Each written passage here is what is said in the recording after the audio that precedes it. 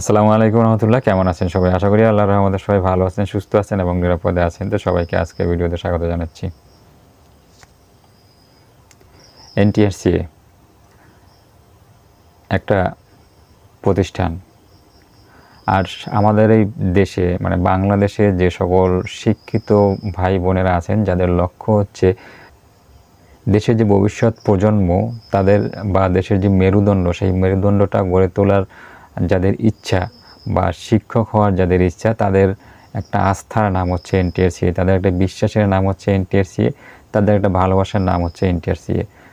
তবে এই যে এনটিআরসিএ যে প্রতিষ্ঠানটি, এই প্রতিষ্ঠানটি কি নিবন্ধনধারী সহ অন্যান্য যারা এর সাথে সম্পৃক্ত আছে, যারা শিক্ষা করতে চায়, তাদের সেই যে একটা ভালোবাসা, সেই যে একটা আস্থা, সেটাকে পূরণ করতে পারছে কিনা? তো এই বিষয়টাই থাকছে আজকে আমার এই ভিডিওতে। তো যারা ভিডিওটা প্লে করছেন সবার কাছে রিকোয়েস্ট থাকবে একটু কষ্ট করে সম্পূর্ণ দেখবেন, আর যারা চ্যানেলে নতুন প্লিজ চ্যানেলটি সাবস্ক্রাইব করে পাশে বেল আইকনে ক্লিক করে দিবেন।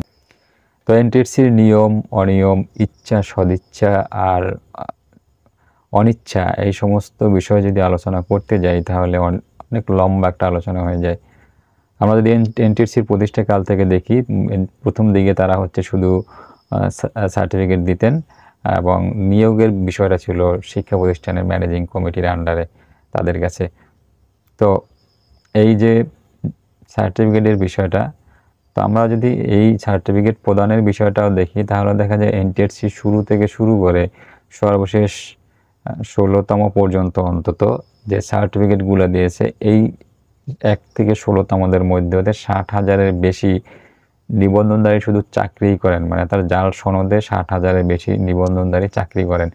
তো 60,000-এর বেশি নিবন্ধনধারী যদি চাকরি করে থাকেন তাহলে আপনি বুঝতে পারেন যে এখানে জাল সার্টিফিকেটধারী সংখ্যা কত। আমার মনে হয় এটা 1 লাখের উপরে চলে যাবে জাল সার্টিফিকেট যাদেরকে এনটিআরসি দিয়েছে। তো শুধু আমরা যদি এই একটা বিষয়ে দেখি তাহলে বোঝা যায় যে এনটিআরসি কতটা স্বচ্ছতার সাথে এবং কতটা ন্যায় নীতিপরায়ণতার সাথে, কতটা বিশ্বস্ততার সাথে তারা কাজ করছেন। মানে এইগুলার কোনো কিছুই তারা তোয়াক্কা করেনি। তারা তাদের নিজেদের ইচ্ছা মতো কোনো নিয়ম নীতির তোয়াক্কা না করে তারা হচ্ছে কাজ করে গেছেন এবং যার খেসারত এখন যারা নিবন্ধনধারী আছে তারা দিচ্ছেন। প্রত্যেকটা সেক্টরে আমরা যদি নিবন্ধন পরীক্ষা দেখি এবং গণবিজ্ঞপ্তি দেখি, সব কয়টা সেক্টরে হচ্ছে এনটিআরসির অনিয়ম দুর্নীতির কারণে হচ্ছে আজকে নিবন্ধনধারী যারা আছে তাদেরকে রাস্তায় নামতে হয়েছে। আমরা গণঅভ্যুত্থানের পরে প্রত্যেকটা সেক্টরে সংস্কার দেখেছি আমরা। হাসিনার আমলে যেরকম ছিল, তারপরে যে অভ্যুত্থান হয়েছে, অভ্যুত্থান পরবর্তী সময়ে প্রত্যেকটা সেক্টরে আমরা সংস্কার দেখেছি, উন্নতি দেখেছি, যে আগের চেয়ে অনেক পরিবর্তন হয়ে গেছে প্রত্যেকটা সরকারি সংস্থা। কিন্তু এনটিআরসির বিষয় আসলে এই রকমের কিছু অন্তত আমার চোখে ধরা পড়ে নাই। যদি সেটা হতো তাহলে 18তম যে নিবন্ধন পরীক্ষাটা হয়েছে সেটার ভাইবা যেটা হয়েছে, সেই ভাইবাটা লাগবে 7 মাসের বেশি সময় লাগতো না। যদিও এই বছর ভাইবায় প্রার্থীর সংখ্যা অনেক বেশি ছিল, কিন্তু তারপরেও প্রার্থীর সংখ্যা যেখানে বেশি তারা চাইলে সেখানে আরও 5টা বোর্ড বাড়িয়ে দিতে পারতেন। কিন্তু দেখা যায় যে বিগত বছরে যেরকম বোর্ড ছিল 10টা, এই বছরও কিন্তু 10টা বোর্ড দিয়েই তারা পরীক্ষাটা চালিয়ে গেছেন। ভাইবা পরীক্ষা যার খেসারত কিন্তু প্রার্থীদের দিতে হচ্ছে। ভাইবা শেষ করতে করতে বা পরীক্ষা দিতে দিতে রেজাল্ট শেষ হতে হতে অনেকের বয়স 35+ হয়ে গেছে। অনেকে ভাইবা দেওয়া অবস্থায় যখন দেখতে পাচ্ছেন যে 35+, যাদের বয়সটা 35-এর কাছাকাছি চলে আসছে বা 35+ হয়ে গেছে, তাদেরকে ভাইবা পাশই করায়নি, এমনটাও কিন্তু অভিযোগ আসছে। আর এই বছর এনটিএসসির বিগত সময়ে যতগুলো নিবন্ধন পরীক্ষা আছে, আপনি যদি সেই নিবন্ধন পরীক্ষার ফলাফলের দিকে দেখেন তাহলে দেখতে পারবেন যে এই বছর যে পরিমাণে ফেল করানো হয়েছে, আগে কোনো পরীক্ষায় এই পরিমাণে ফেল করানো হয়নি। আগের নিবন্ধন পরীক্ষাগুলো যদি আপনি দেখেন তাহলে দেখা যাবে কোনো পরীক্ষায় 5%, কোনো পরীক্ষায় 7%, কোনো পরীক্ষায় 10, সর্বোচ্চ যেটা আছে সেটা হচ্ছে 12% প্রার্থী একটা ভাইবা পরীক্ষায় ফেল করানো হয়েছে। তো সেখান থেকে এবছর 30% পর্যন্ত চলে গেছে ভাইবা ফেলকারীদের সংখ্যা। তাহলে বুঝতে পারেন এনটিএসসি কি সংস্কার হয়েছে নাকি অসংস্কার হয়েছে, এনটিএসসি কি আগের চেয়ে ভালো হয়েছে নাকি খারাপ হয়েছে। হয়তো বলতে পারেন যে এবছর পরীক্ষার্থী যারা ছিল তাদের মেধা খারাপ ছিল। তো সব মেধা খারাপ কি এবছরই করছে, এর আগে ছিল না? ছিল। কিন্তু বিষয় হচ্ছে এনটিএসসি এবছর কিছু সিস্টেম অনুযায়ী এগিয়েছে। আমার যেটা মনে হয় যে 35+ যারা আছে বা আগামী 2-4 মাসের মধ্যে 35 যাদের হয়ে যাবে তাদেরকে তারা আর হয়তো পাস করায়নি।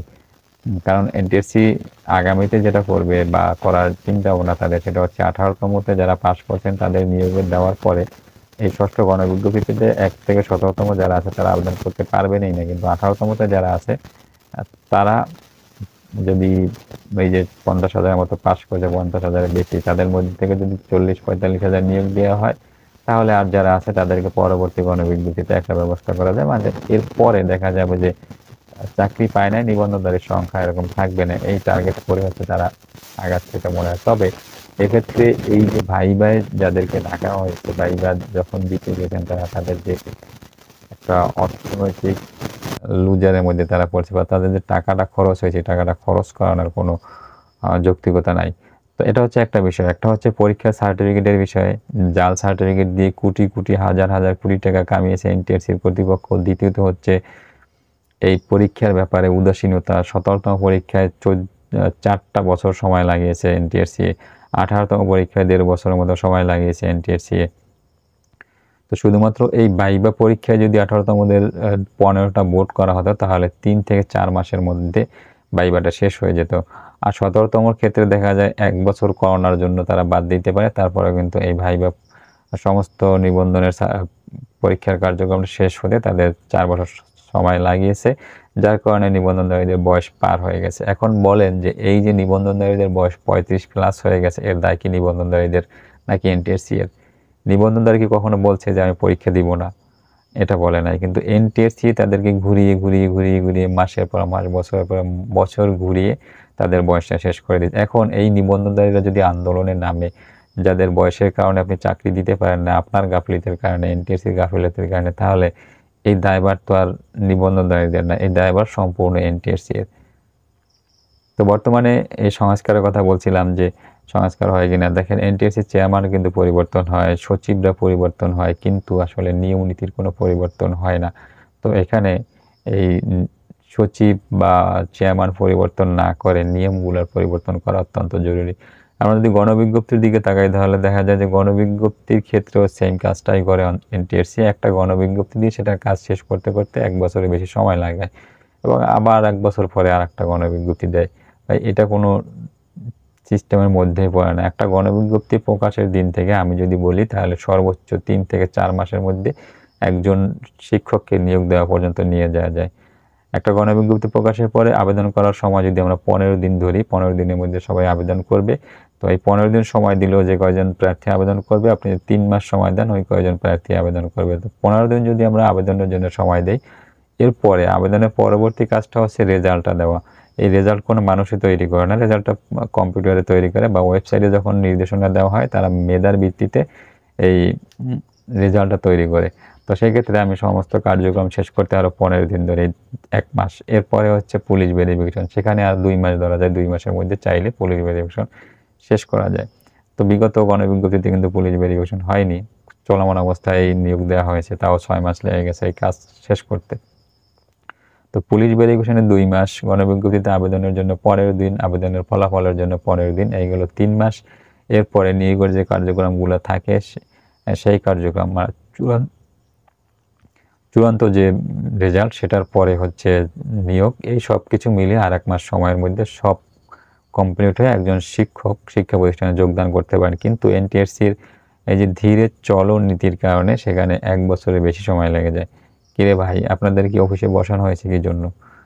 তো একটু তো ফাস্ট হলে এই যারা আবেদনকারী মানে নিবন্ধনধারী আছে তাদের তো চাকরির বয়সটাও চলে যায় না, আর তাদের বেকারও থাকতে হয় না। এটা হলো একটা সমস্যা। আর সর্বশেষ যে সমস্যাটার কথা বলি, বয়সের সমস্যা।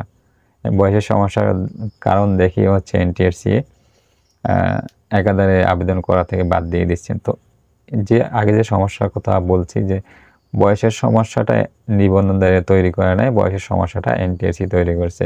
সার্টিফিকেটের বয়স আমরা দেখি যে সার্টিফিকেটের বয়স 3 বছর। পৃথিবীতে এমন কোনো নজির নেই যেখানে আপনি পরীক্ষা দিয়ে একটা সার্টিফিকেট নেবেন, সেই সার্টিফিকেটের আবার একটা মেয়াদ থাকবে যে আপনি 3 মাস পরে বা 6 মাস 1 বছর পরে আপনাদের সার্টিফিকেটের কোনো মেয়াদ থাকবে না। মানে আপনি যে জ্ঞান অর্জন করেছেন সেটা আর থাকবে না, আপনার জ্ঞান ওখান থেকে শেষ হয়ে যাবে। 3 বছর পরে আপনার এই জ্ঞান শেষ, আপনার মেয়াদ শেষ, আপনার সার্টিফিকেটের মেয়াদ শেষ। এটা পৃথিবীর কোথাও নাই। তো এই যে 3 বছরের একটা মেয়াদ দিয়ে দিয়েছে এনটিআরসি, আবার কারো 5 বছর, কারো আজীবন। এটা কেমন? মানে একটা সিস্টেমের মধ্যে তো থাকতে হবে যে হ্যাঁ, সবার সার্টিফিকেটের মেয়াদ সারা জীবন, কিন্তু 35 বছরের বেশি হলে কেউ আবেদন করতে পারবে না। তো আপনাদের একই ইয়েতে যদি 2টা নিয়ম থাকে যে একদিকে সার্টিফিকেটের বয়স 3 বছর, আবার ওই প্রার্থীর 35 বছর হলে আপনি আবার আবেদন করতে পারবেন না। তো মানে জেল আর ফাঁসি 2টাই একসাথে দেওয়া হয়ে গেল না? তো এই যে কিছু নিয়ম আছে, এই নিয়মগুলোর পরিবর্তন অবশ্যই এনটিআরসির করা দরকার, এবং এই যে ধীরে চলা নীতি, সেই ধীরে চলা নীতিগুলোর পরিবর্তন করা দরকার। যদি এগুলো করতে পারে এনটিআরসি বা শিক্ষা মন্ত্রণালয়, তাহলে এই যে প্রত্যেকটা গণবিজ্ঞপ্তির আগে, একটা শিক্ষক নিবন্ধনের সার্কুলারের আগে আমরা যে আন্দোলনগুলো দেখি, মামলার যে একটা বোঝা এনটিআরসিতে, আমরা জানি যে প্রায় কয়েকশো মামলা আছে এনটিআরসির বিপক্ষে। এই মামলাগুলো কেন হবে? এই যদি এনটিআরসির নিয়ম নীতিগুলো ঠিক থাকতো, এনটিআরসির কর্মকর্তারা ঠিক থাকতো, এনটিআরসি যদি একটু ফাস্ট গতিতে চলতো, তাহলে এতগুলো মামলা এনটিআরসির নামে হতো না।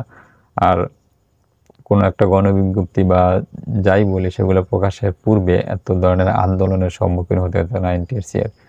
তো জন্য অবশ্যই এনটিআরসি সংস্কার করা দরকার। এনটিআরসির অন্যান্য প্রতিষ্ঠান বর্তমান সরকার আসার পরে যেভাবে সংস্কার করেছেন, সেভাবেই এনটিআরসি সংস্কার করাটাও প্রয়োজন বলে আমি মনে করি। তো আপনারা আপনাদের মতামতটা জানাবেন। তো অনেক কথা বললাম, এর মধ্যে ভুল ত্রুটি হলে সেটা ক্ষমা করে দেবেন, আর আপনাদের মতামতটা অবশ্যই জানাবেন যে আসলে এনটিআরসি ভুল পথে আছে না সঠিক পথে আছে। তো শেষ করছি আজকের মতো। সবাই ভালো থাকেন, সুস্থ থাকেন এবং নিরাপদে থাকেন, এই প্রত্যাশায়। আল্লাহ হাফেজ।